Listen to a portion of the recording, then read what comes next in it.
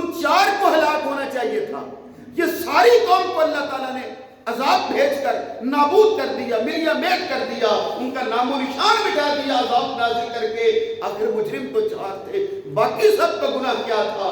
تو خود اس کا جواب بھی لیتے ہیں, کہتے ہیں اصل بات یہ ہے کہ مجرم تو 1 یا 2 3 4 ہی تھے, باقی ساری قوم کو اس کے ساتھ اس لیے ہلاک کر دیا گیا کہ باقی ساری قوم اس کے اس فعل پر ناراض نہیں تھی بلکہ اس فعل پر راضی تھی.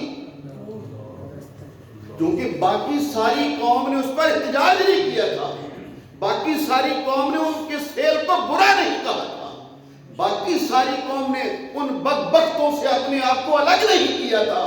وہ 4 تو مجرم تھے جرم کرنے کے, باقی ساری قوم اگرچہ اس جرم میں تو شامل نہیں تھی لیکن چونکہ وہ خاموش رہے تھے, پوری قوم کو اس جرم پر ظلم پر خاموش رہنے کی وجہ سے اللہ تعالیٰ نے جہاں اس ظالم کو نابود کر دیا وہیں پر خاموش رہنے والوں کو بھی ہمیشہ کے لیے نیست و نابود فرما دیا.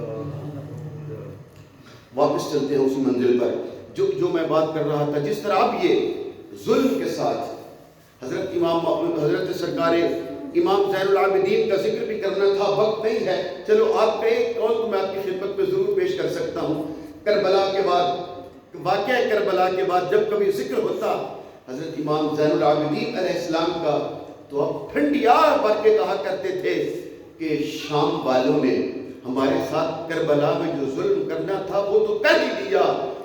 آپ فرماتے ہیں مجھے شام والوں سے ہٹ کر افسوس اور غصہ کوفے والوں پر آتا ہے کہ جو سمجھتے جانتے بوجھتے ہوئے بھی خاموش رہے تھے اور کسی نے یزید کے مقابلے میں میدان میں آنے کی کوشش نہیں کی اور کسی نے اس پر احتجاج نہیں کیا. آپ فرمایا کرتے تھے میں جتنا افسوس یزید کا ہے کہ جس نے میرے باپ دادا کو اور میرے بھائیوں کو کربلا میں شہید کیا, اتنا ہی غم اور افسوس کوفے والوں پر بھی ہے جنہوں نے خاموش رہ کر یزید کا ساتھ دیا تھا. اس لیے صاحبان محترم, جہاں ظالم ظلم کرنے والا اللہ کی بارگاہ میں مجرم ہوتا ہے وہاں خاموش رہنے والے بھی اسی کے ساتھ ہی سمجھے جاتے ہیں, انہی کے ساتھ ہی گرے جاتے ہیں. ہمیں چاہیے کہ جہاں ظلم ہو جبر ہو وہاں خاموش رہنے کی بجائے ان ظالموں کے خلاف مظلوم کا ساتھ دینا چاہیے. ان مظلوموں کو کیا صرف اس لیے آواز بلند نہ کی جائے کہ چونکہ وہ مرنے والے شیعہ تھے, اللہ اکبر, کیا صرف اس لیے احتجاج نہ کیا جائے اور ان کے خلاف زبان نہ کھولی جائے کہ وہ شیعہ تھے تو چلو مر گئے تو مر گئے. نہیں, انسان شیعہ ہونا تو بات کی بات ہے, کیا وہ انسان بھی نہیں تھے؟ کیا وہ کلمہ پڑھنے والے بھی نہیں تھے؟ کیا وہ پاکستانی بھی نہیں تھے؟ اس لیے صاحبان محترم, جہاں پر بھی ظلم ہوتا ہے اگر ظالم کے ظلم پر ہم خاموش رہیں گے تو ہم بھی اس ظالم کے ساتھ ہی سمجھے جائیں گے, اسی ظالم کے ساتھ ہی سمجھے جائیں گے. اچھا, یہاں پر ایک اور بات وہ یہ ہے کہ حضرت صالح کی اونٹنی کو قتل کر دیا, پوری قوم نابود ہو گئی. ذرا اپنا ایمان تازہ کرو. مولا علی شیر خدا کو میری سرکار نے کہا تھا یہاں جو زخم لگائے گا اور شہید کرے گا وہ سب سے بڑا بدبخت ہوگا میری امت کا.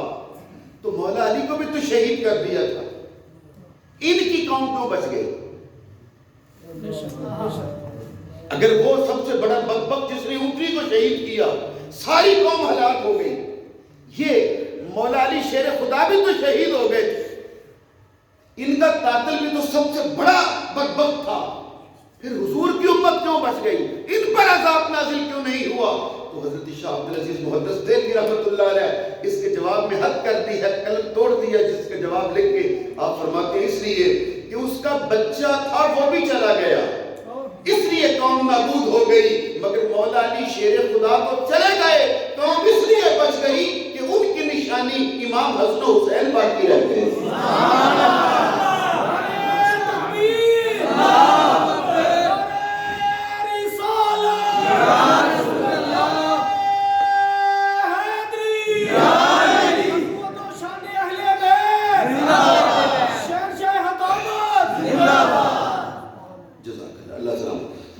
جس طرح مولا علی شیر خدا چلے گئے تو ان کی نشانی امام حسن و حسین علیہ السلام باقی رہے. جب امام حسین علیہ حسن چلے گئے تو امام حسین باقی تھے.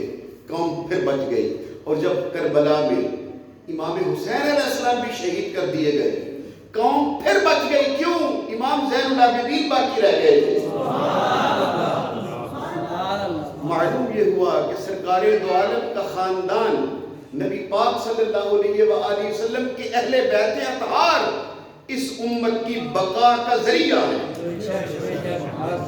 اب کسی کو سمجھ آئے یا نہ آئے, کوئی مانے نہ مانے, اس کی اپنی مرضی, لیکن حقیقت یہی ہے کہ سرکار دو عالم کی اہل بیت حضور کی امت کی بقا کا ذریعہ ہے. اگر یہ امت قائم ہے, اگر یہ امت بچی ہوئی ہے, تو یہ صدقہ ہے سرکار دو عالم کے خون کا اور نبی پاک کے اہل بیت اطہار کا. سبحان اللہ. اور کہہ کر حضور دنیا میں گئے کہ کل حسب و نسب منقطع الا حسبی و نسبی, ہر حسب و نسب منقطع ہو سکتا ہے, فرمایا میرا حسب و نسب قیامت تک قائم ہے.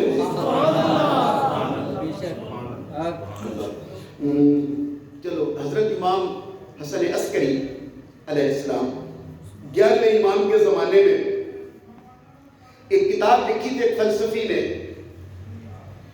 وہ واقعہ لمبا ہے, پھر سناؤں گا, بس اس کے جواب سن لیجیے. تنازعات القرآن, کہ اس نے لکھا کہ قرآن مجید کی جو مختلف آیتیں ہیں یہ ایک دوسرے کے خلاف ہیں. ایک جگہ پہ قرآن کچھ کہتا ہے, دوسری جگہ پہ اللہ تعالیٰ کچھ کہتا ہے, تو یہ اس میں اختلاف ہے. بات سمجھ آ گئی ہے؟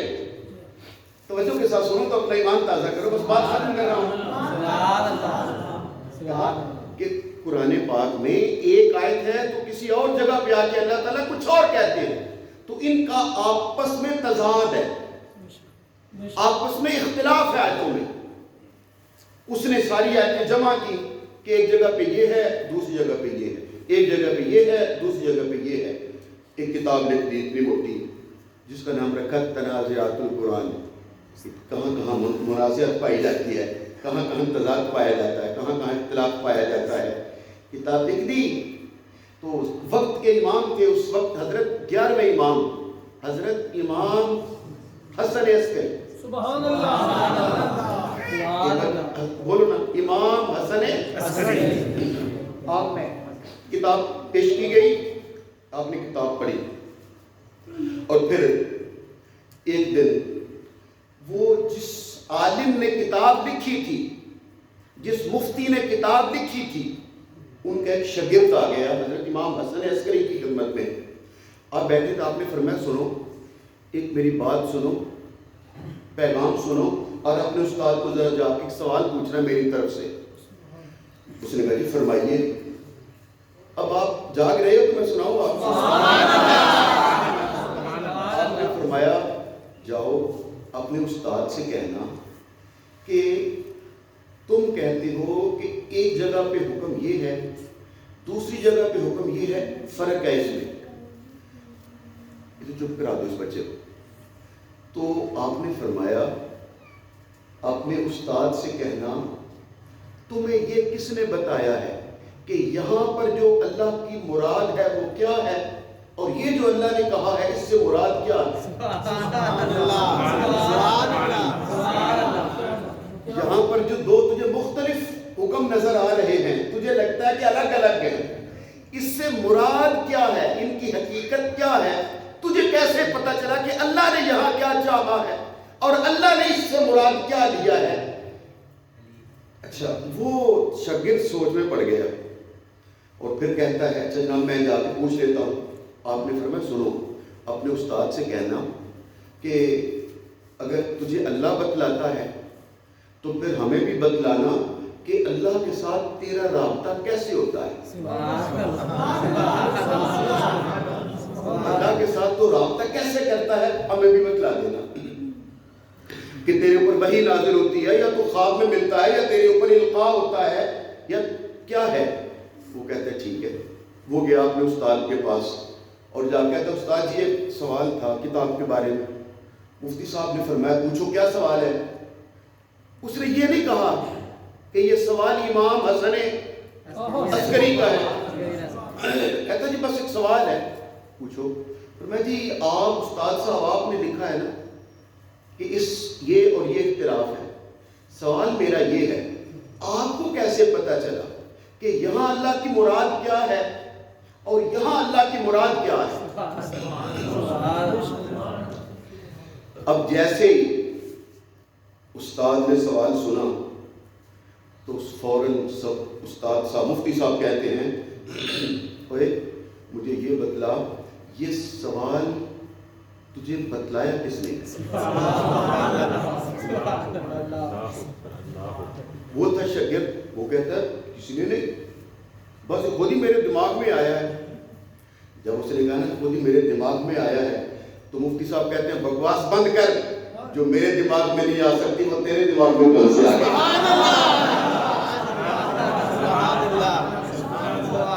میں تیرا استاد ہوں، جب یہ بات میرے دماغ میں نہیں آئی تو تیرے دماغ میں کیسے آ سکتی ہے؟ سچ بتلا مجھے، تجھے کس نے یہ کہا ہے؟ یہ سوال کس نے تجھے بتلایا ہے کہ یہاں اللہ کی مراد کیا ہے اور یہاں اللہ کی مراد کیا ہے؟ کیونکہ اگر ہمیں مراد کا ہی نہیں پتا تو ہم کیسے فیصلہ کر سکتے ہیں کہ آپس میں تضاد ہے ان دونوں میں؟ جو سوال میرے دماغ میں نہیں آ سکتا تیرے دماغ میں کیسے آ سکتا ہے؟ سچ بتلا کس نے کہا ہے؟ جب استاد نے جھڑک کے کہا سچ بتلا کس نے کہا ہے؟ اس نے کہا امام حسن عسکری نے کہا ہے۔ جب اس نے کہا امام حسن عسکری نے کہا ہے تو اس نے اپنی کتاب کو کھولا، اسے پھاڑ کے نیچے رکھا اور کہنے لگا جب تک اہل بیت اطہار کا کوئی ایک فرق بھی باقی ہے قرآن کا کوئی کچھ نہیں بگاڑ سکتا۔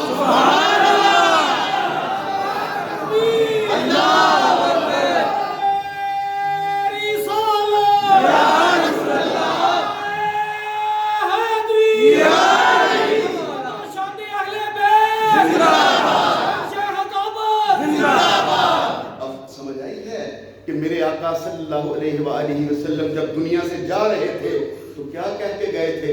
میں تمہارے درمیان دو چیزیں چھوڑ کے جا رہا ہوں، ایک قرآن اور اپنے اہل بیت چھوڑ کے جا رہا ہوں۔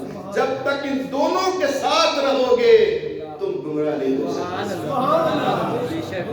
گمراہی وہیں سے شروع ہوئی جب لوگوں نے صرف قرآن کو لے لیا اور اہل بیت سے الگ ہو گئے۔ ذات واجب ہمیں ہمیشہ قرآن مجید کے ساتھ بھی اور حضور کے اہل بیت اطہار کے ساتھ بھی تمسک رکھنے کی توفیق عطا فرمائے۔ اور نماز کے بعد دعا کریں گے۔ پچھلے جمعے بھی تھے، یہاں کرسی پہ بیٹھتے تھے، ہمارے ساتھ جمعہ پڑھتے تھے جناب حاجی سرفراز صاحب، یہاں کرسی پہ بیٹھ کے جمعہ پڑھا کرتے تھے۔ عرصہ دراز سے 20 سال سے نعمان مسجد میں، اور پھر یہاں پر کالج روڈ پر بھی ان کے بیٹے گاڑی پر آتے تھے لے کے ساتھ، اور یہاں پر وہ کرسی پہ بیٹھ کے جمعہ شریف پڑھا کرتے تھے۔ جناب بھائی سرفراز صاحب ان کے بیٹے بینک میں لگے ہیں، جی ایس بینک میں۔ حج پہ بھی ہم انہی کے ذریعے گئے تھے، تو وہ کل رات کو عشاء کے بعد راہی ملک بقا ہو گئے۔ ٹھیک ٹھاک کھانا شانا کھا کے بیٹھے بات چیت کرتے ہوئے کلمہ شریف پڑھتے ہوئے وہ روح پرواز کر گئی۔ انہوں نے آپ سب سے دعا کی اپیل کی ہے، تو نماز کے بعد کوئی شریف پڑھ کے میرا ساتھ دیجیے گا تاکہ ان کے کہنے پر اپنے مرحوم بھائی جناب سرفراز صاحب کے لیے دعا کی جا سکے۔ ذات واجب سب کا آنا قبول فرمائے۔ اسی طرح وقفے کے ساتھ کھڑے ہو کے سنتے پڑھ لیجیے تاکہ پھر نماز کھڑی کی جا سکے۔